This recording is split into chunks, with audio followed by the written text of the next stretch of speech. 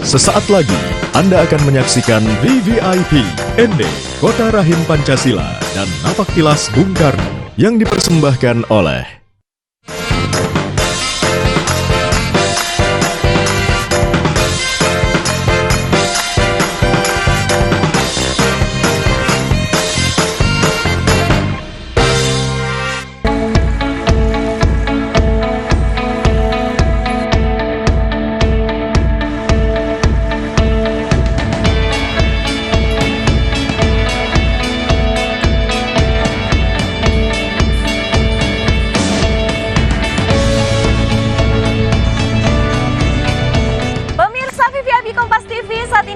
berada di kota kelahiran Pancasila.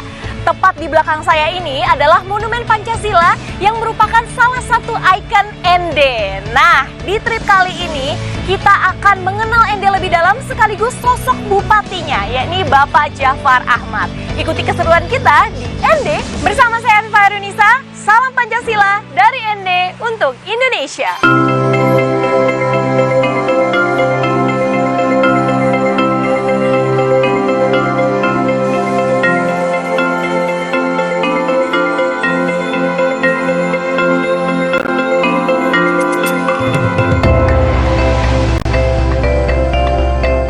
Pemirsa VVIP Kompas TV, sekarang kita sudah berada di Taman Renungan Bung Karno, betul ya Pak? Betul. Nah, ini tuh tempat apa nih Pak? Ini tempat Bung Karno merenungkan Pancasila. Di sini tempatnya 5 dasar negara itu direnungkan di sini. Ini rahimnya, renung rahim. Berarti tempat ini sangat bersejarah untuk Indonesia ya Pak? Oh ya jelas, sangat bersejarah. Wah, saya penasaran banget di sangat. dalam ada apa Pak? Ya. Langsung kita lihat ya Pak ya. Mari, Afi silakan. Okay.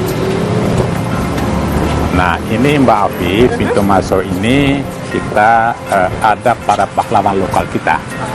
Ini setiap kabupaten kami ada 21 kabupaten dan 1 kota. Semua para pahlawan lokal di melawan penjajah Belanda di sini tempatnya.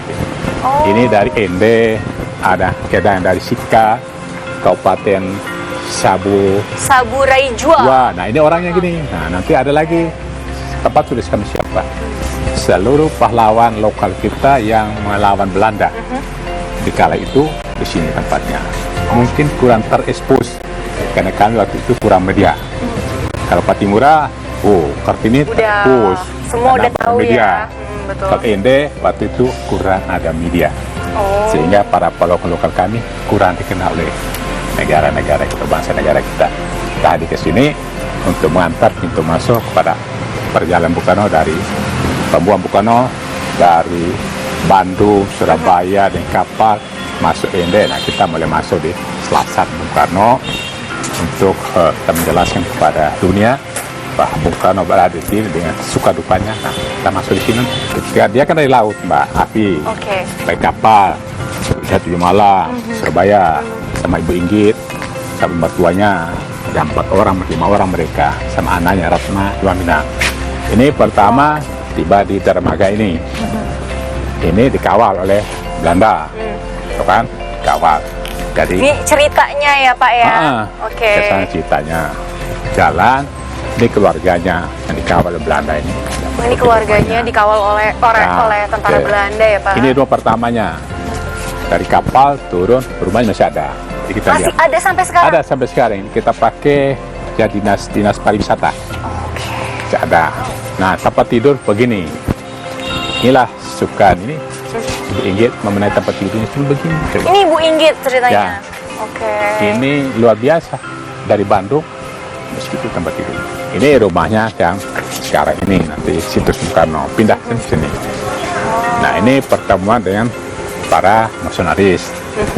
Bercerita di sini, kita tentang Indonesia, baca buku segala macam, nambah bahasa ke gerejanya, sholat di Masjid Arabita ada juga. Ya, setiap sore sholat terus ya. Nah, ini dan lain diberikan juga ini Bung Karno. Ini tempat mandinya beliau ada. Ini tempat mandinya ya. Bung Karno. Ya, sering mandi kali.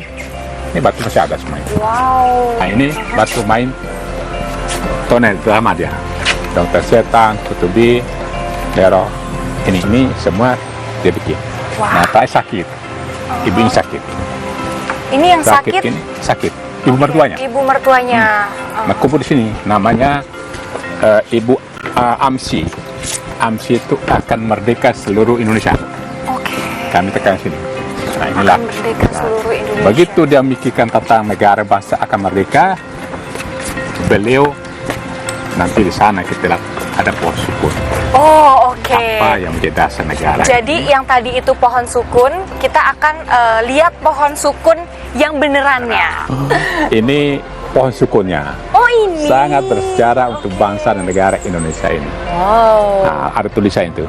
Di kota ini kutemukan 5 butir mutiara. Di bawah pohon sukun ini pula kurenungkan nilai-nilai luhur Pancasila. Ini tempatnya itu. Oke. Pusat di Ende ini, jadi 5 batang. Nanti kita lihat. Jadi itu di bawah inilah Bung Karno setiap ini selalu duduk merenung tentang dasar negara ini. Oh, gitu. Tadi kan kita sudah bilang akan merdeka AMSI itu, ibu ini akan merdeka seluruh Indonesia. Nah, akan merdeka Indonesia, beliau di sini kan tidak ada yang politik, tidak pidato kemana-mana, tidak ada masa kan, banyak merenung. Banyak merenung di bawah Banyak mikirkan, pohon sukun ini. merenung bagaimana dasar negara, apa sebuah tidak Islam, tidak nasional, kemudian terbaik adalah gabung. Maka terinspirasi oleh budaya-budaya kami ada sini yang gotong royong, toleransi, musyawarah mufakat, baru musyawarah mufakat, beliau senang. Maka tadi Selasa ada nelayan yang bergabung, main drama, main toni segala macam, itu dan mereka menghimpun budaya-budaya itu. Makanya dia sering merenung dia pohon suku dan menghadap ke laut. Oh, di sebelah sana itu laut. Laut lepas itu pantai selatan itu. Tapi dulu mah belum ada pagarnya ya, Pak. Ada dulu lepas saja. Jadi langsung ngelihat ke laut view-nya. Laut, Wow.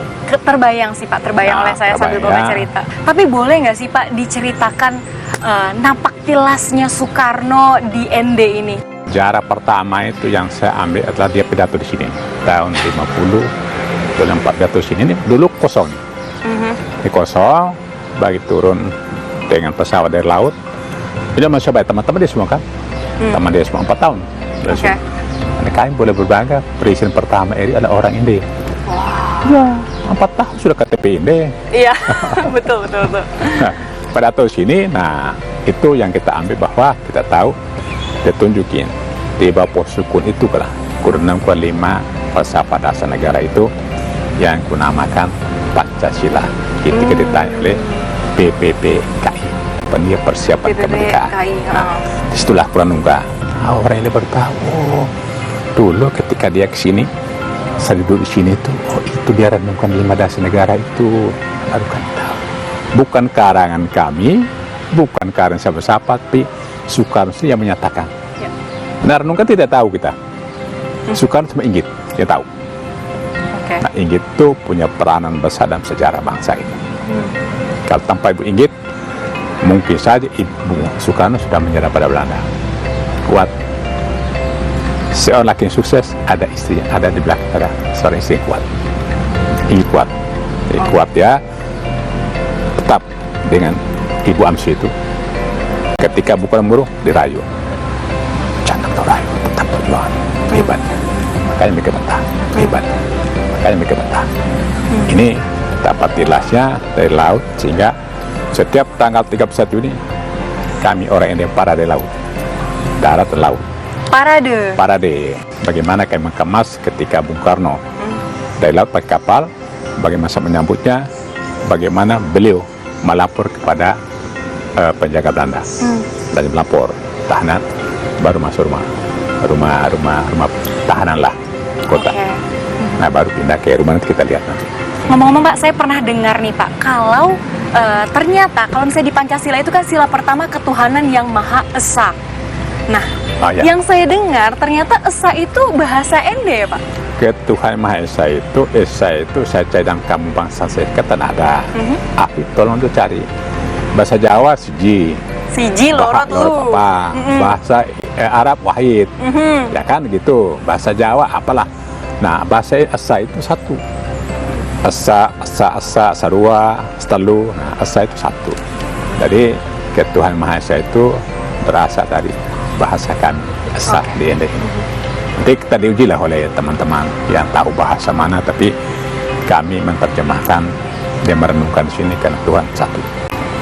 Bahasa asal Itu dari fakta unik dan menarik juga Yes. sih Pak. Kita baru tahu kalau ternyata Esa itu adalah bahasa asli ND. Jadi belajar bahasa ND juga nih saya sedikit-sedikit ya Pak ya. Bapak ingin harapan Bapak itu warga ND bagaimana mengaplikasikan Pancasila dalam kehidupan sehari-harinya Pak? Nah, ini paling bagus ini. Jadi kita ingin begini, Mbak Afi. Kita tahun 2045 kan negara ingin jadi generasi emas. Ya, karena udah bersaing, ekonomi ini begini. Tapi Ende mau tambahkan generasi emas yang Pancasilais. Dari sekarang, dari TK PAUD kita sudah belajar tentang nilai-nilai Pancasila. Itu muatan lokal kami. Dari sekarang. Sehingga anak-anak sekarang tumbuh umur 25 tahun, 20 tahun itu 2045 kan mereka sudah 20-an. Ya. Nah, sudah Ende ini sudah hidup tata kerama dengan nilai-nilai Pancasila yang 5 butir itu. Berikat Tuhan, berbagi kemanusiaan, usaha mufakat, ya, keadilan sosial. Itulah intinya Ende ini kita bergotong royong membangun bangsa dan negara ini. Jadi kita ingin bentuk Ende ini ketika sabuk Pancasila, Ende jadi anunya dari tolok ukur. Oh, kita ini ke Ende dulu, hidup bagaimana sih? Kita ingin begitu. Masyarakat penuh toleransi. Karena bicara toleransi di kita itu sudah tamat. Ya. Kalau ngaji itu khatam sudah. Tidak perlu kita baca lagi. Betul. Sudah given. Lakom dinukum jadi. Agamamu akan mati orang. Kita sudah kayak itu. Sehingga ini itu indah untuk kami. Kira-kira begitu ya Pak ya harapan Bapak agar masyarakat ND nilai-nilai Pancasilanya itu nggak cuman ada di hati aja tapi juga harus diaplikasikan di kehidupan sehari-harinya ya Pak ya. Setuju. Ada salamnya ya Pak? Salam Pancasila dari dari ND ND untuk untuk Indonesia. Wah, luar biasa. Pak, tadi Bapak sempat menyinggung soal mau ajak saya nih katanya melihat rumah Bung Karno yang originalnya. Oh ya, Di ND. sekarang Afi punya waktu nggak?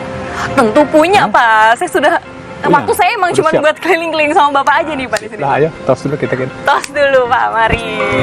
Oke, langsung kita ke sana Pak.